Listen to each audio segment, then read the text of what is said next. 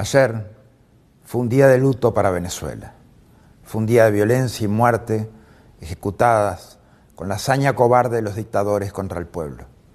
Ayer las fuerzas represivas masacraron al pueblo venezolano.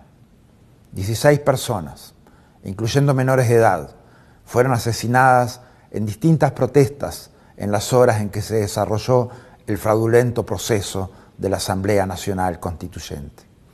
La represión contra la gente durante la jornada fue la más extrema, superando los estándares violentos desde que empezaron las protestas en abril pasado. En términos de estimaciones electorales de la jornada, es evidente que el gobierno está tratando de disfrazar la realidad, de disfrazar de éxito y de fiesta cívica lo que en realidad fue un tremendo fracaso. Era sabido que Tibisay Lucena, presidenta del Consejo Nacional Electoral, anunciaría 8,5 millones de votos. La cifra de 8.089.320, que finalmente se anunció pasada la medianoche de ayer, no dejó lugar a dudas sobre la total ilegitimidad del proceso y la alevosa manipulación del sistema electoral y sus resultados. Por su lado, el presidente de la Asamblea Nacional, Julio Borges, declaró que la participación electoral no había superado el 1,5 millones de votantes a las 3 de la tarde, y según sus estimaciones, el total no debería llegar al 7% del padrón electoral. Si bien la desinformación es palpable, es evidente que la gran mayoría de los centros de votación fueron poco visitados, tal como lo evidencian múltiples testimonios a lo largo de la jornada. Es claro que este proceso no es legítimo y que además no cuenta con el apoyo de la gente. La afluencia de electores fue mínima y no reflejó en ningún momento que existiera ayer en Venezuela una jornada electoral y mucho menos una fiesta cívica.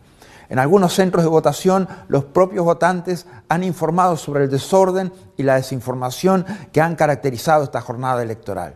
Medios de prensa internacional informaron que varios centros de votación en el oeste de Caracas, zona proclive al partido de gobierno, estaban vacíos horas antes del cierre del voto.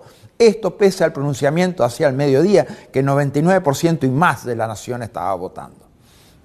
El proceso realizado ayer es absolutamente nulo, dado que la elección de la Asamblea Constituyente se llevó a cabo masacrando los principios básicos de la transparencia, neutralidad y universalidad que deben caracterizar a comicios libres y confiables.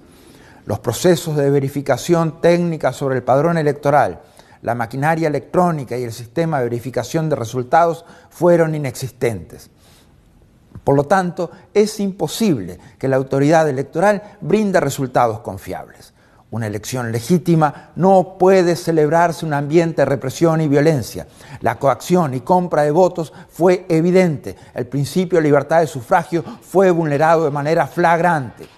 Finalmente, los resultados anunciados por el Consejo Nacional Electoral carecen de veracidad. Su integración se da en un clima de secretividad que se incrementa ante la falta de observación nacional e internacional.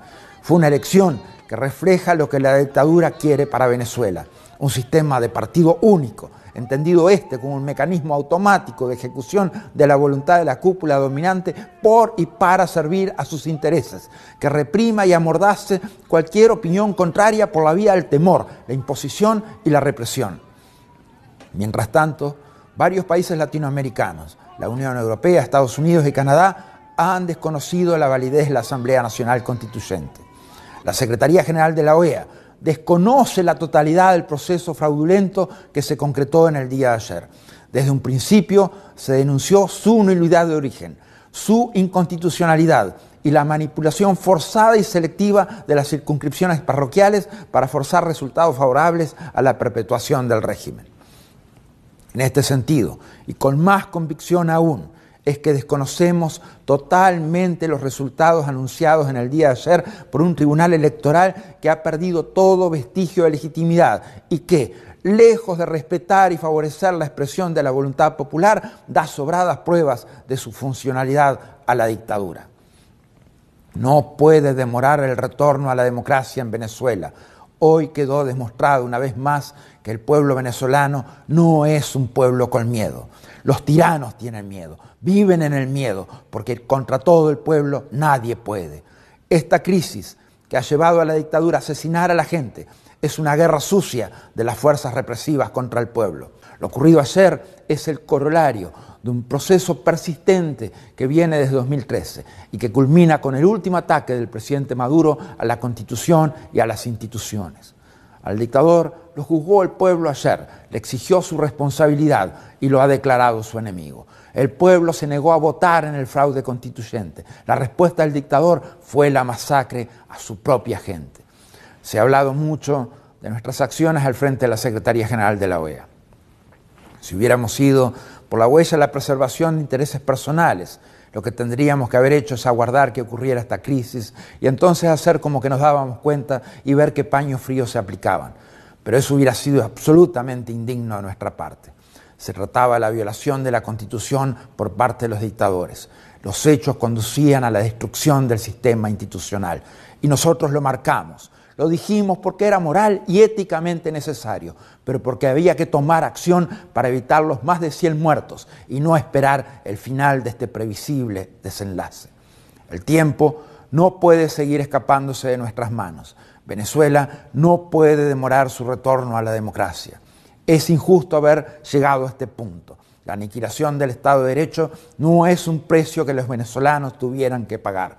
No hay peor sacrificio para un pueblo que verse sometido a la humillación de las fuerzas de la represión.